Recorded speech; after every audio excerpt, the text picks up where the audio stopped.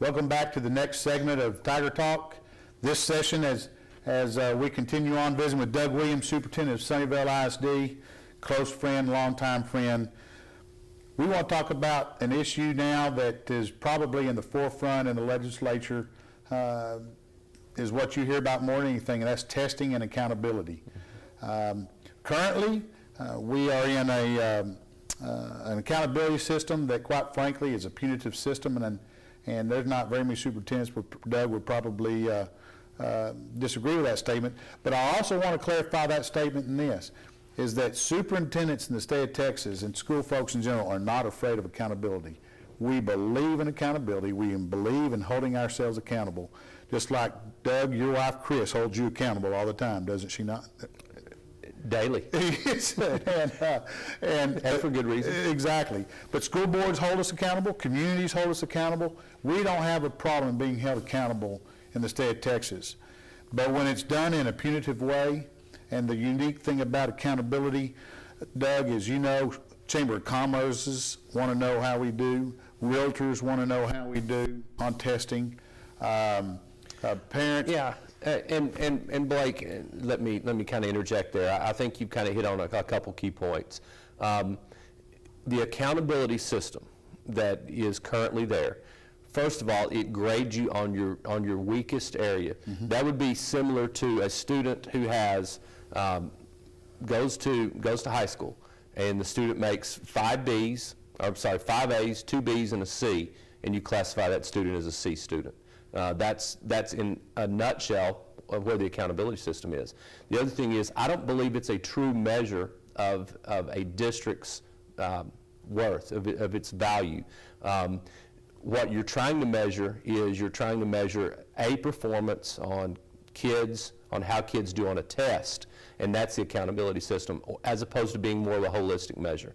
I'm partial to commerce. I know the job that you guys do here, and I realize that sometimes you can look at a test or a test performance and you say, well, this district is acceptable or this district is recognized, and it doesn't tell the true picture. And I think that's got to change. I think more than that, though, when you kind of peel everything back, at the heart of the system is you've got kids that are over-tested. You've got kids that when they enter the first day of school, and for 177 days, they are trying to get them ready to take that test, and that's wrong. Education should be more than test preparation, and we have to devalue that. Now, there has to be accountability, but when you've got a third grader who can't sleep the night before a test because they realize they've just got to get ready to pass this, there's something wrong with that. There's something morally wrong with that, in my opinion. I just think that you're right. I agree with that wholeheartedly. And the thing is to take it even a step further, is that when you look at the testing piece with the system we have in place right now, well, I've been quoted, I've written in newspaper article here in Commerce, what we have done is we have created great test takers, but kids that can't think creatively or solve problems. And that's right. They're not problem solvers. You know, you and I are sitting in a learning lab. We've got students here that are having great hands-on experience. If they were required to pass some kind of college standard test, they might not have the opportunity to do that because we'd be trying to get them ready for a test, but we wouldn't be getting them ready for the world. And I think that's where we really need to begin to move our focus. And yes, I completely agree with you that school districts should be held accountable. We're not trying to dodge accountability. What we're trying to say is what we've been measuring is counterproductive to students that need to be future ready. And that's where we need to head. Well, and Doug, share a little bit about the organization that you and I formed. Really, I'm going to give you most of the credit for that. You and Christy Morgan, one of your staff members, about our community schools group. Yeah, it's Community Schools Transformation Alliance, CSTA, and it's small. I believe there are 20 of us between here, and Sunnyvale. And our common bond is that we are all small schools, but we're looking for a way to change education in our area. I think the great thing is, and we had a board session here on campus, it's that schools are having dialogue. We're talking about how to do things differently. You know, there are so many opportunities out there, again, in the 21st century. We've got to be able to come up with ways to make things more relevant for kids, more hands-on.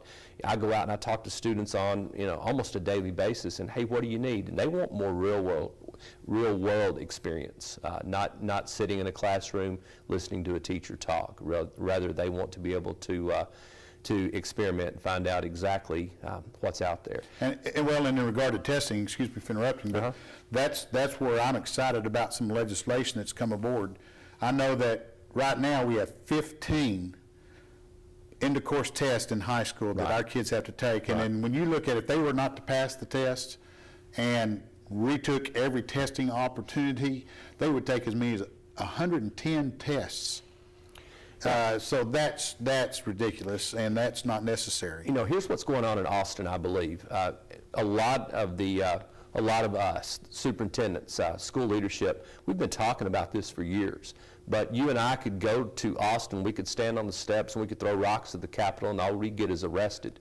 But we've got some parents that have mobilized, and they feel like that the system's not working and they want to change the system. So our lawmakers are listening. The House passed a sweeping reform last week. The Senate's debating it this week.